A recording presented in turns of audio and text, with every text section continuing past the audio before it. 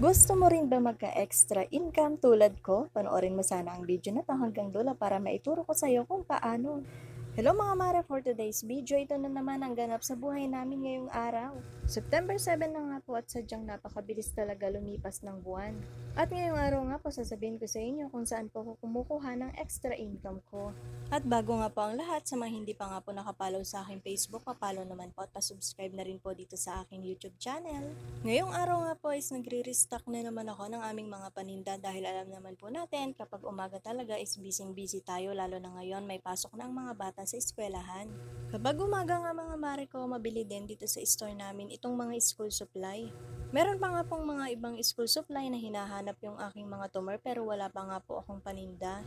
Naghahanap nga po sila ng mga folder po na merong kulay tulad na lang po ng red, yellow kasi kailangan daw po nila sa school. Kung ano nga po yung hinahanap ng aking mga tumer is yun po talaga ay nililista ko para naman hindi ko ito makalimutan na bilhin. Dahil mamaya nga po pupunta na naman po kami sa Tayog para bumili po ng iba pa naming mga paninda na hindi ko na order mula kay grocery. Naglalagay na nga rin po ako ng mga candies dito sa aking mga estante kasi naubos na nga po yung ibang mga laman niya. Dito nga rin po mga mare ko na kahit tumaas na nga po ang mga candies talagang mabili pa rin. 4 na piraso for 5 pesos na nga po yung bentahan namin ng mga candies namin dito sa aming store. Pero minsan nga po yung iba naming mga tumer, ang alam nila piso pa lang yung mga candies. Pag piso pa nga lang po ang kanilang binabayad, sasabihin ko 2 pesos na isa kapag bumili sila ulit at naiintindihan naman ito ng ating mga tumer. Kailangan lang talaga natin ipaliwanag sa kanila ng mabuti na tumaas na talaga yung mga bilihin ngayon.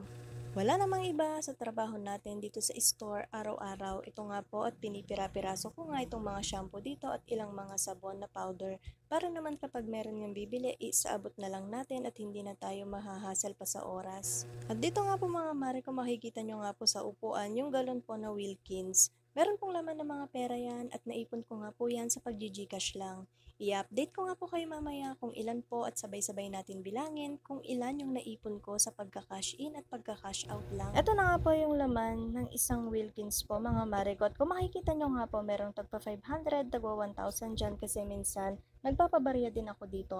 Nakaseparate po talaga yung pinaglalagyan po namin ng GCash para alam po namin kung ilan po yung tutubuin namin sa loob po ng isang buwan. Dahil sa panahon nga po natin ngayon mga mare ko talagang usong-uso na po itong GCash. Dahil ito nga rin pong GCash ang nagsisave po sa amin sa panahon po na tagtumal ang bentahan sa tindahan. At dito nga rin po sa tindahan namin, pinasok ko na din talaga ang pagpipay bills. Dahil ito nga po ay nakakatulong din para naman madagdagan po ang ating kita sa araw-araw. Nung mga nakaraan buwan nga po, nakabili na rin po ako ng salaset namin at kinuha ko lang nga po yan or naipon ko lang po yan sa pag-GCash ko. At yung freezer nga po na binili ko na worth 18,500 is kita ko nga po sa tindahan at kita ko rin yon sa GCash. Sadyang napakalaking tulong talaga kung meron tayong GCash sa ating tindahan. Isa pa mga mare ko talagang hindi natin mararamdaman ang panahon ng tagtumal kung meron po tayong cash in at cash out sa ating store. At ito na nga po yung naipon ko sa loob po ng 1 month nung August po at September 7 nga po. Ngayon binuksan ko na po ito.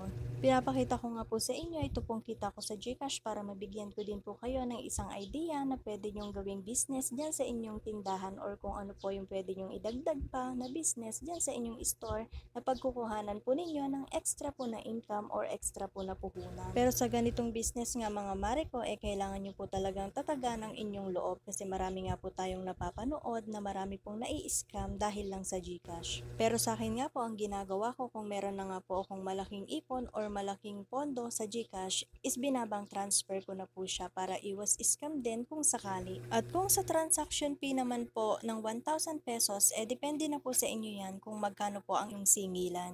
Dito po kasi sa store namin mga mare ko na yung 1,000 pesos po is 10 pesos lang po ang aking charge fee. At pag lumampas na nga po ng 1,000 pesos, halimbawa po 1,2 po yung kanilang ipapa GCash is 20 pesos na po yung aking singil doon. Pero pag mga 200 po or 100 po yung kanilang pinapa GCash, 5 pesos lang po yung singil ko doon. So sa 5 pesos, 10 pesos, 20 pesos mga mare ko talagang malaki po ang maiipon natin kung sineseparate po natin at alam po natin ipunin yung mga kita po natin sa GCash. Ito po palang kinita ko nung month po ng August is meron po akong paggagamitan. Ihuhulog ko nga po ito sa inutang po namin na TV po doon po sa ADESA. Dito nga po mga mare ko, hindi ko na po problema kung saan ko kukunin yung ihuhulog ko sa TV na nilabas ko po sa ADESA. Dahil dito pa lang po talaga sa pag-GCash is meron na po talaga akong naiipon every month. Nakadepende na nga lang po sa atin yan kung magaling talaga tayong humawak ng pera. Or kung magaling po tayo talagang mag-handle ng business is meron po talaga tayong maiipon kahit maliit lang ang ating sari-sari store. Nakadepende na nga lang din po sa atin yan kung magkano po yung transaction fee na sisingilin nyo sa inyong mga tumer. At dito nga po sa pagka-cash in at pagka-cash out natin meron na tayo kaagad extra kita or meron na tayo kaagad na pwedeng idagdag na extra na puhunan sa ating tindahan. At dito nga mga mare ko talagang happy ang inyong tindera na kahit pa 10, pa 5, pa 20 pesos meron tayong naiipon. Napakasarap din po talaga kasi sa pakiramdam kung meron po tayong naiipundar na gamit galing lang sa ating pagninegosyo. At sana nga po nabigyan ko kayo ng isang inspirasyon mga mare ko at sabay-sabay na nga natin bilangin. 1, 2, 3, 4, 5, 6. So, ayan, 6,000. 1, 2, 3, 4, 5, 6, 7, 8. So, tagwa 1,000 to. 8,000. Ito is 500. 2, 3, 4, 5. 8,500. 30.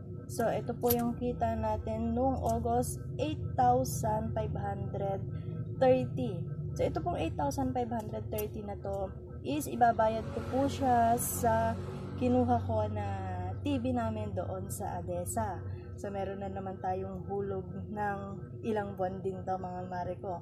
So, kasi yung hulog ko dun sa ADESA, kapag meron akong naiipon sa GCash talaga is yung kung ilan yung maipon ko, yun talaga yung ina-advance payment ko na para mabilis kong matapos yung TV na kinuha ko sa ADESA. So, ayan, meron na tayong panghulog mula sa GCash mga mare ko. So, ganyan kaganda kung meron po kayong GCash dyan sa inyong tindahan. Ano pa ang hinihintay nyo?